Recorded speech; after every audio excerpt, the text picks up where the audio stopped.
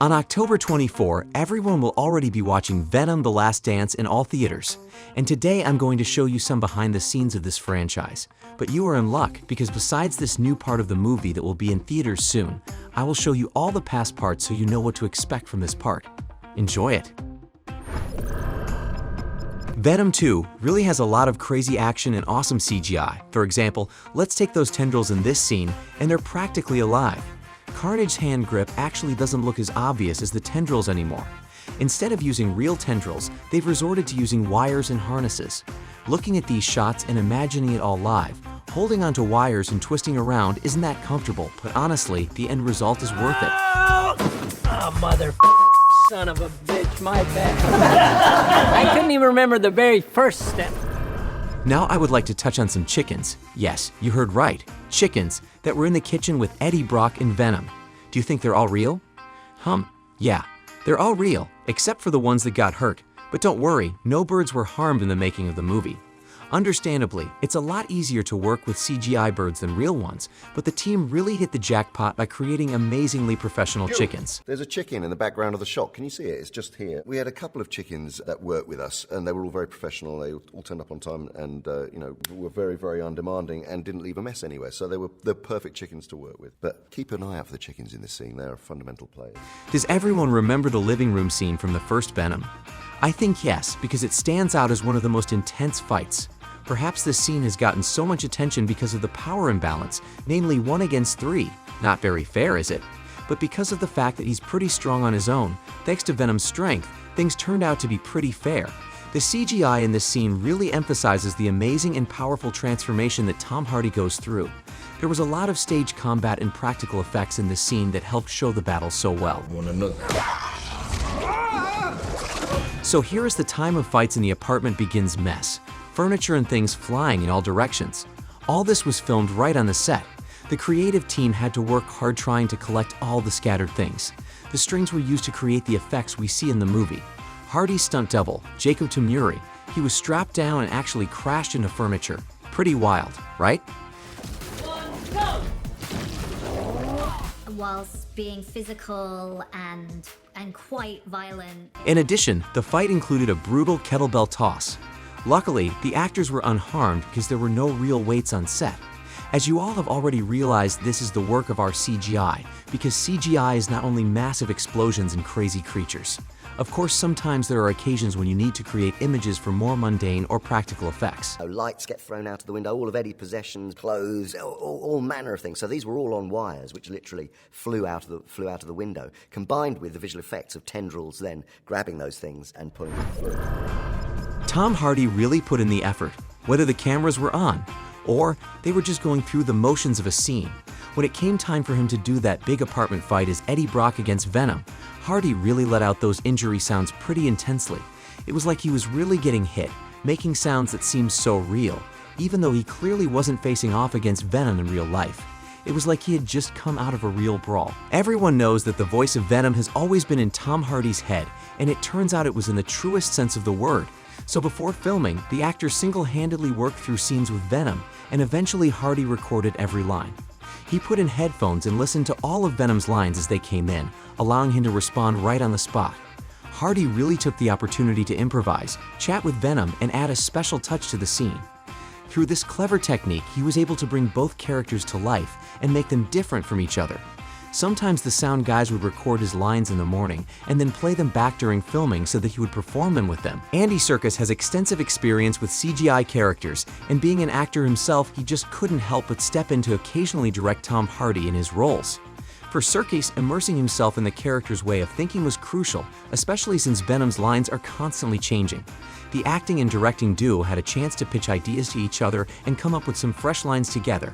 Before editing, the team had to record all the possible choices to make sure they had enough material to work with. Oh, to act with it as well, yeah, oh, right. I was gonna say, sorry. Let's make a move. The Rave scene in the last Venom is awesome. All those lights, puppets, and non-stop action. It's a real treat to watch. It was a lot of fun to shoot this. The scene was created quite flexibly, which gave director Andy Serkis the opportunity to dive headfirst into filming and work closely with the cast and creative team. There were 650 extras on set and energy was at an all-time high, which contributed greatly to the story. The sets were absolutely stunning with huge puppets and a ton of bright lights everywhere. It was very easy for the actors to visualize themselves and act out the big party scene. When it comes to throwing people into a scene, you always get a ton of wires and harnesses. In the first movie, we see an outside force tossing him around, but off-screen it's more like magic. Hardy was actually hooked up to wires and harnesses, which made it safe to shoot these tricky stunts. Everything looks amazing in rehearsals, so it's no surprise that the final product turned out great as well. But you know, repeatedly crashing into a wall probably wasn't the most pleasant experience for the actor. Tom Hardy really does a great job with his role. I mean about the transformation from human to supervillain that we see on screen, and it all happened thanks to some impressive CGI work. The VFX team really went all out and created animation for every frame we see. It definitely took a lot of time and skill, but it was the best way to make sure the transformation looked so slick and realistic. The detail animation makes Venom's interactions with people and the world seem so real and believable. One of the coolest scenes in the first Venom shows this massive mess of black tendrils taking to the streets, moving from flat on the ground to a powerful stance. Even though his movements seem perfect in the final version, the reality behind the scenes was quite another thing. The actors were really focused on nailing the choreography to help the CGI team get the movements just right. They needed the best footage to really showcase Venom on screen in a big and impactful way. In the end, they really weren't let down at all. But these are very, very difficult characters to anthropomorphize, to actually make human, because of the size of the jaws up here, and also there's very little that you can get out of the eyebrows or eye movements. What we managed to do is to put in very subtle sort of shifts in imaginary eyebrows, if you like, and we've increased hugely the amount of lip molding around the teeth when Venom's speaking. Tom Hardy himself performed many of the stunts and fight scenes in the movie, but in those moments that were too risky or could hurt him, he was assisted by a stunt double. The actor who plays Eddie in Venom had a tough time, especially since he underwent 2 knee surgeries just 8 weeks before filming began. So Jacob Tamori went on stage when Eddie had to throw himself over a wall or jump through windows. In scenes with motorcycles, Hardy coped with himself, but when the situation became too risky, the work involved a specialist in stunts with serious driving skills. They did it all on a newer version of the bike. This time it's a Ducati Panigale, which is a superbike, and that's what he rides in the movie. This team really pays attention to every little detail. The motorcycle chase scene is very elaborate and really stands out as an epic moment in the first movie. Even though the scene is only a few minutes long, there was a lot of work involved before filming started. They wanted to make sure everything went smoothly while still getting some amazing footage. Can you believe it? The entire chase was filmed on camera, and with the help of CGI, the whole scene came out so smooth and detailed. Stunt doubles were used for the actual ride through the city streets, with Robbie Madison and Joe Dryden performing some legendary motorcycle stunts. Given all the careful planning, it makes sense that there were about 40 cars involved during filming, which were eventually totaled. Although the CGI makes the nosedive into the flames look awesome, stuntman Dryden actually walked through the fire to give the crew the best shot, which was then polished off with special effects. What I had to pay attention to the scene where Tom literally flew around the bend. The 2 weeks spent making the metal plate for the bike was totally worth it. It really allows the motorcycle to rush at such speed. Filming was a real adventure, and the end result really brings a cool, unexpected twist to the whole sequence. The visual details of Venom really tie the whole masterpiece together. In Motorcycle Sandwich, the performers were actually in cars and Hardy was on a motorcycle, but the entire scene was actually filmed with parked cars and a blue screen setup behind them. This staging gave Hardy some awesome chances to really shine on the motorcycle without worrying about his safety. The CGI really brings everything to life, enhancing the sets and effects to make the moment even more suspenseful. Robbie Madison really came face to face with danger as he prepared for this massive jump on the notoriously steep Bullet Hill. This was the performer's first jump in America, and it was quite impressive. The team had a limited number of attempts to perform the stunt, so they decided to use CGI to make the scene look amazing in the movie. After 3 stunt jumps, Madison finally started to pick up the sounds of cars crashing, and it all hit him pretty hard. The effects they added later made the jump even more legendary. You're probably wondering how they managed to keep all those stunt drivers safe. Jack shared some secrets with us. For starters, they cover the car windows with sheets of Lexan, a very strong plastic. Making sure the racers are safe was not as easy as it seemed. In addition to jumps and wheelie stunts, most of the high-speed riding was done by Hardy's third stuntman, motorcycle racer Jimmy Roberts. He chose not to wear a helmet, which was quite a risky move, especially since some of the scenes in San Francisco were filmed on a dark and rainy night. The weather was very much in keeping with the dark atmosphere of the movie, but the roads were also quite slippery for motorcyclists.